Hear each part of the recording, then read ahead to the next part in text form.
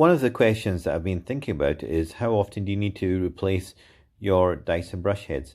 Now, the brush heads on any vacuum cleaner is what agitates the dirt and the dust out of the carpets and allows for the vacuum to pick it up. Now, with the Dyson cordless ones, they have bristles and they have carbon fiber bristles. The carbon fiber being to attract dust upwards.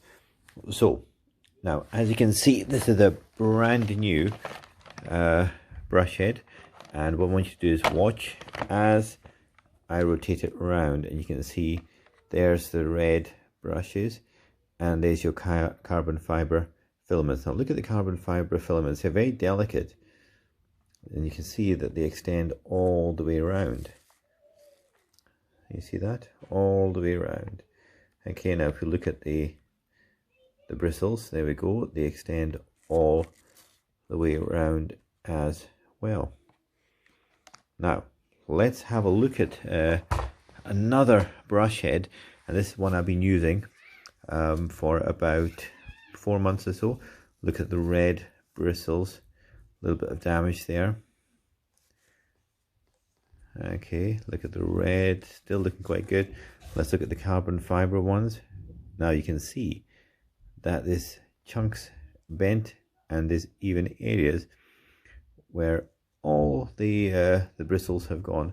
So there you can see all those fibers have gone in this area altogether. This is only 4 months old. Okay, so that's what I'm going to suggest, that if you have a look at your heads, you may find that actually you're actually missing quite a vital component of